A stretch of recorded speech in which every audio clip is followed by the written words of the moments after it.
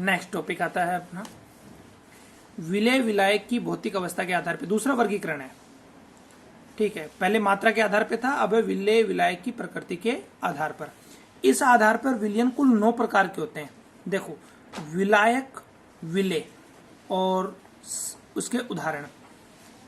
विलायक ठोस, द्रव और गैस तीनों हो सकते हैं। विलेय भी ठोस, द्रव और गैस तीनों हो सकते हैं। सबसे पहले ठोस विलयन, यानी विलायक ठोस रहेगा उसमें, तो उसको क्या कहेंगे हम, ठोस विलयन। ठीक है। दूसरा द्रव विलयन, जिसमें विलायक द्रव रहेगा। गैस विलयन, जिसमें विलायक गैस रहेगा। अब प्रत्येक के 3-3 पार्ट हैं।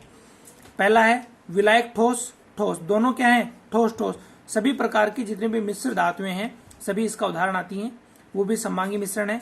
ठोस प्लस द्रव, पारे का सोडियम के साथ में जो अमलगम बनता है, ठीक है, पारा Hg, पारा जो है आपका Hg, ये द्रव अवस्था में है, जबकि सोडियम ठोस अवस्था में है। तो सोडियम जो है वो कम, पारा कम मात्रा में, सोडियम ज्यादा मात्रा में। ठीक है, तो उसको हम बोलते हैं अमलगम। ठीक है, ये आप अलग से लिख लेना कि Hg प्लस Na की मिश्र धातु क्या कहलाती है, अमलगम कहलाती है। ठोस प्लस गैस, ठोस ज्यादा मात्रा में, गैस कम मात्रा में। तो जितनी भी धातुएं हैं उनके ऊपर जो गैस या हाइड्रोजन जो अधिशोषित होती है वो सब इसमें आते हैं। नेक्स्ट आता है द्रव प्लस ठोस। द्रव ज्यादा मात्रा में, ठोस कम मात्रा में। जल में घुला हुआ नमक या शक्कर। जल में अगर अपन नमक घोलते हैं तो जल तो ज्यादा मात्रा में होता है और नमक कम मात्रा में होता है, तो ये इसका उदाहरण हो गया। ठीक है, चीनी और जल, ये इसका उदाहरण हो गया। द्रव प्लस द्रव, द्रव में एथेनॉल, मेथेनॉल, ठीक है, दूध, ये सब इसके अंदर आ जाएंगे। द्रव प्लस गैस, जल में घुली हुई ऑक्सीजन। आपको पता है कि पेड़ पौधे, जलीय जो पेड़ पौधे हैं, ठीक है, वो श्वसन क्रिया करते हैं, जलीय जीव श्वसन क्रिया करते हैं, तो उस जल में घुली हुई गैस का ही उपयोग करते हैं।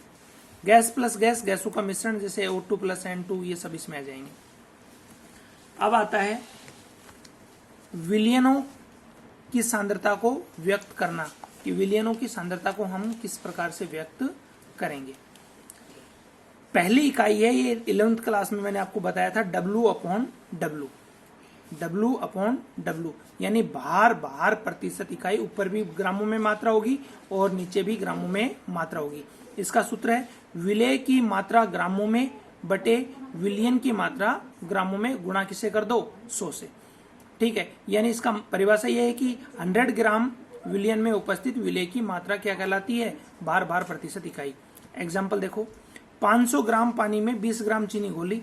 ठीक है, तो ऊपर विलेय कौन है, अब इसमें जो कम मात्रा में, मैंने आपको पहले बताया था, कम मात्रा में विलेय, ज्यादा मात्रा में क्या है, विलायक है। तो 20 ग्राम तो ऊपर आ जाएगा। ठीक है, और अब नीचे क्या है, देखो विलयन की मात्रा, और विलयन अपन जानते हैं क्या होता है, विलेय प्लस विलायक। तो विलेय कितना है, 20 ग्राम, और विलायक कितना है, 500 ग्राम, तो 520 हो गया। नीचे 520 गुणा करके 3.84% W/V, W/W। ठीक है, अब नेक्स्ट आता है भार आयतन प्रतिशत, यानी ऊपर तो भार रहेगा, नीचे क्या रहेगा, आयतन रहेगा। 100 ग्राम विलयन में उपस्थित विलेय की ग्रामों में मात्रा उस विलयन का भार आयतन प्रतिशत कहलाती है। विलयन का भार आयतन प्रतिशत, विलेय की मात्रा ग्रामों में, विलयन की मात्रा ml में गुणा 100। ठीक है, इसमें विलयन का क्या आएगा, आयतन आएगा। तो आयतन में आपको जोड़ना नहीं है, जो दिया हुआ है वो एज इट इज लिखो। 200 ml पानी विलयन का आयतन हो गया।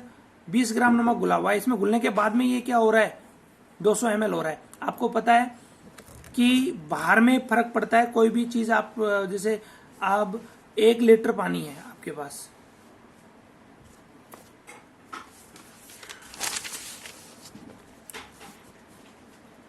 एक लीटर पानी है,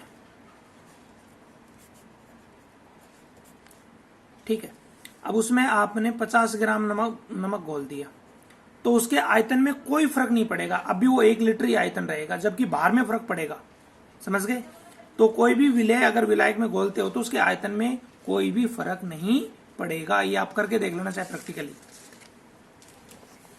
तो ऊपर तो कितना आ जाएगा 20, नीचे ml में कितना आ जाएगा 200 गुणा 100 10%।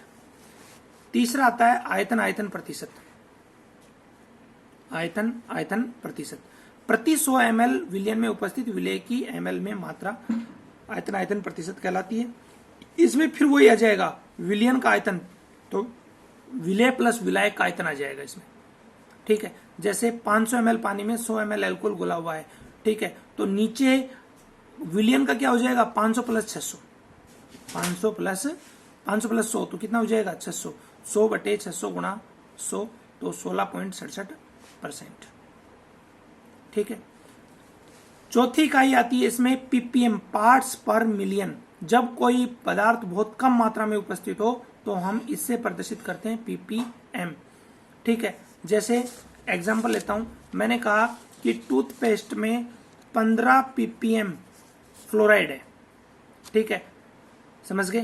तो पीपीएम का मतलब होता है पार्ट्स पर मिलियन, मिलियन का मतलब होता है 10 की पावर 6, कि 10 की पावर 6 ग्राम में 15 ग्राम क्या है फ्लोराइड है, इसका ये मतलब है। तो पीपीएम का मतलब क्या है, विलेय का भार जो आपको दिया जा रहा है, विलयन का भार ग्राम में बटे में आ जाएगा ये, गुणा 10 की पावर 6 से उसको गुणा कर दो, ये इसका फॉर्मूला है। पीपीबी में अंतर इतना आ जाएगा, सब कुछ चीजें सेम रहेंगी, बस 10 की पावर 9 से उसको मल्टीपल करना है। ठीक है, समझ में आ गया।